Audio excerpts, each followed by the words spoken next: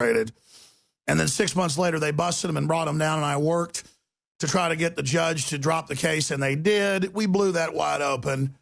And then I don't even get thanks because a lot of the folks involved in it aren't even smart enough, I'm just being serious, to get what happened to them. I mean, it's like Nigerian emails. I remember, this has been going on for about 16, 17 years, where you get the email that that Prince Habubu or Habibi or whatever they say it is at the time, literally has $10,000 for you, but he's reached out to you because he's heard you're a wonderful person. They usually target women. And that if you give them $10,000, he will give you $1 million next week.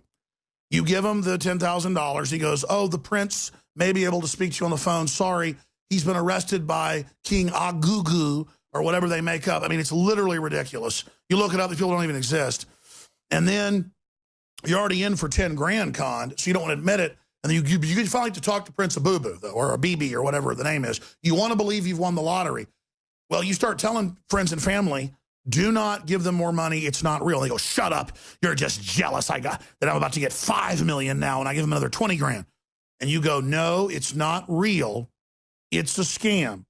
And even when they give them the next round of money, I've known 3 people that did this. They will never talk to me again. They will not admit they were wrong.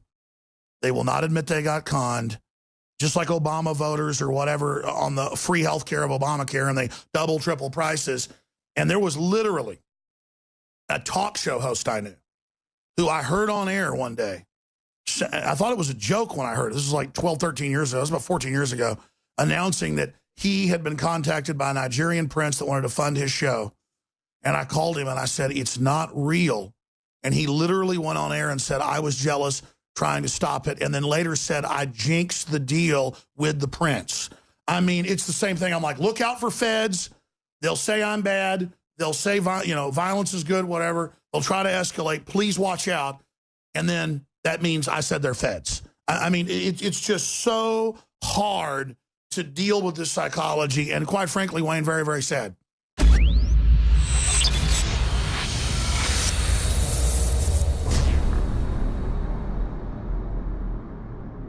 You guys have the exclusive for, which is a product called Deep Cleanse. And why I'm so excited about it is it's a unique formula, almost like the iodine crystals. We have 2 unique products that nobody in the world has. One of the most amazing ingredients in the world, and it's called shilajit, and it's actually known as blood of the mountain or rock sweat because thousands of years ago, as a matter of fact, this ingredient was only given to the elite of the elite thousands of years ago up in the Himalayan mountains and in Tibet. And we wanted to put this in stuff for a couple years, but we couldn't get an organic form. Right. I mean, so let's explain. I mean, this stuff's so good, we couldn't put it out for years. Right. So I had to actually, it's kind of like the iodine crystals, finding a source deep in the earth that we could get the cleanest source available.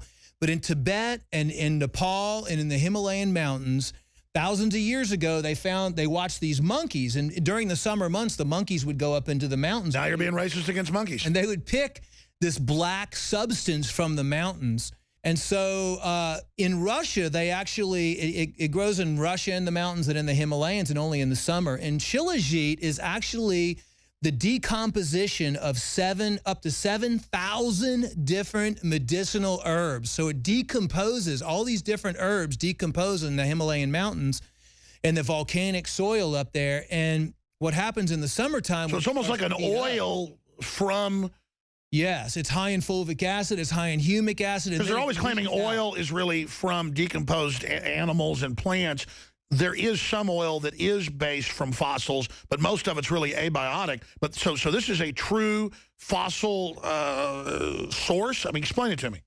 It is, it's really the decomposition, like I said, of over 7,000 different medicinal herbs and plants. And with the rocks and the pressure deep in the mountains, it freezes and during the summertime and the pressures build it up. It oozes out. It oozes out. So it literally oozes out of the mountain. It's like rock sap. It's like rock sap. It's black, and it's highly nutritious. Even in the 1980s, when the Olympic athletes in Russia were accused of being on steroids, they found out that they were actually been given shilajit because it works as an anabolic as well. and it builds muscles. It's a big dose in there. The second big main ingredient in there is a volcanic zeolite concentrate. And what this formula is designed to do, the shilajit and the zeolites have a real strong negative charge. All the metals and chemicals and PCBs and VOCs have positive charges. So these go in, they grab it, and then they safely eliminate it through the body so you can become healthy. I mean, this is an amazing formula. I wish I actually had it, but because this was an exclusive INFOWARS Life product, you're the only one in the world that has this formula now. And you know, there is going to be a limited supply available when you sell out because you can only harvest this once a year. How do people take it? How is it recommended that this be done? Just a daily dose? Yeah, daily dose. The instructions are on the label. You know, of course, I kind of modify it for each individual. It depends on what your lifestyle is. I mean, honestly, the best thing to do is for you to avoid all these chemicals and toxins in your environment and try to identify them and start slowly reducing them. But personally, I'm going to probably take it every day, every other day, and I'll probably go with about a dropper full to maybe 2 dropper fulls. And I don't expose myself to any chemicals. InfoWarsLife.com. Please also support our local AM and FM affiliates, support their local sponsors or become a sponsor, and spread the word. Because these aren't just great products. This is how we fund this independent operation. We're not taxpayer funded like MSNBC or NPR, and neither is your local station. So support them, folks. This is a war. Every day we see these kinds of outrages, these kinds of power grabs, over-the-top, unconstitutional actions by these government bureaucracies. And this happens because Congress has abdicated its power to these bureaucracies. They're all these little fiefdoms looking to expand their power base, and there are no checks on them. They have become legislatures, they have become their own police and their own courts, because in most cases they do these as civil actions, so you don't have a day in court. In many cases, they just assess you the fine. They take your money, like that not registering your paper airplane, okay? They can fine you $27,000. You don't get a day in court, okay? They don't charge you. It's like civil asset forfeiture under the drug war.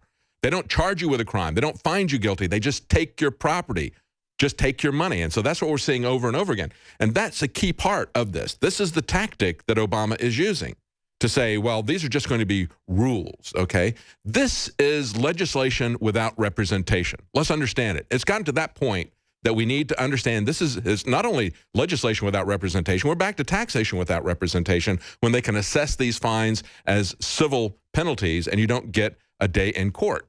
So it's very, very dangerous. But let's go to this particular clip on smart guns, Jakari. Yes, let's go ahead and roll the clip. It's Obama talking about smart guns and how he wants to have fingerprint activation to use a firearm. We're going to boost gun safety technology. Now, today, many gun injuries and deaths are the result of legal guns that were stolen or misused or discharged accidentally. In 2013 alone, more than 500 people lost their lives to gun accidents, and that includes 30 children younger than 5 years old. In the greatest, most technologically advanced nation on earth, there is no reason for this. We need to develop new technologies that make guns safer. If we can set it up so you can't unlock your phone unless you got the right fingerprint, why can't we do the same thing for our guns? Yeah, great. Let's do it. Let's treat everybody as if they're a convicted drunk driver and they've got to pass a breathalyzer test to turn on their car. That can help us find a missing tablet, which happens to me often, the older I get.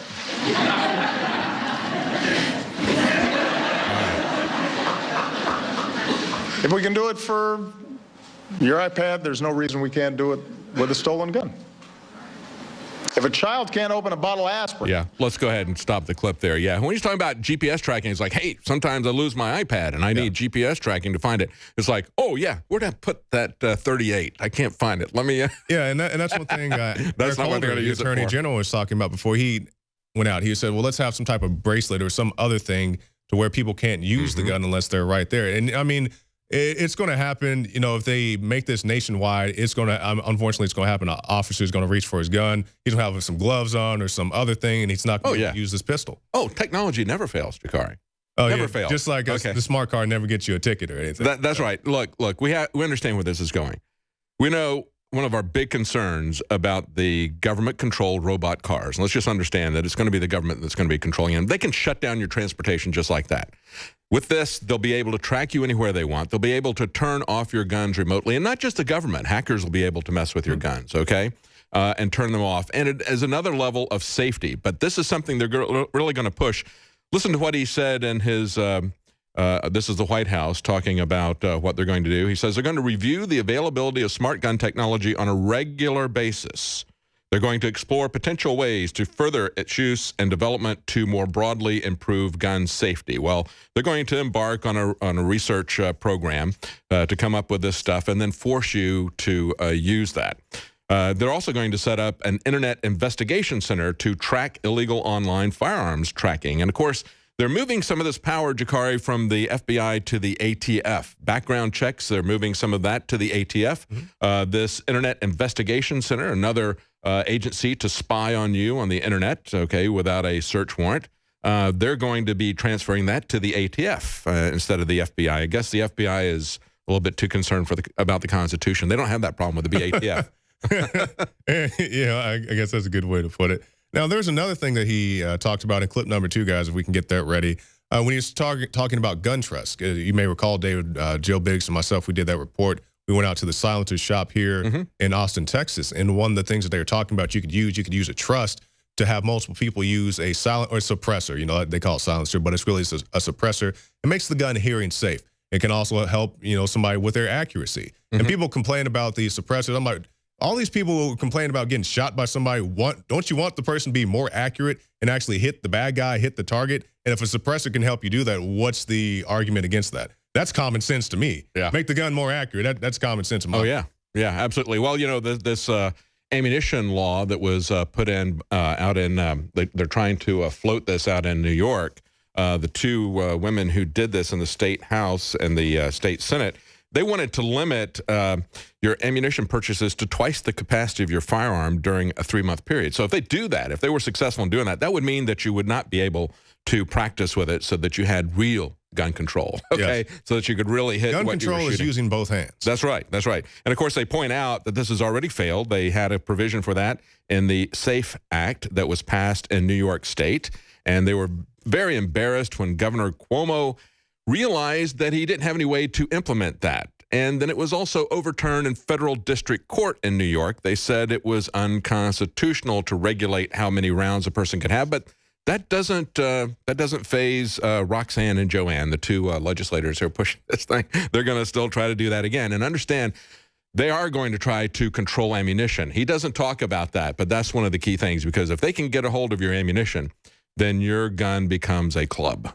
Absolutely. Let's go ahead and run that clip about targeting the gun trust. We're also expanding background checks to cover violent criminals who try to buy some of the most dangerous firearms by hiding behind trusts and corporations and various cutouts. We're also taking steps to make the background check system more efficient. Under the guidance of Jim Comey and the FBI and our Deputy Director, Tom Brandon at ATF, we're going to hire more folks to process applications faster, and we're going to bring an outdated background check system into the 21st century. So there you go.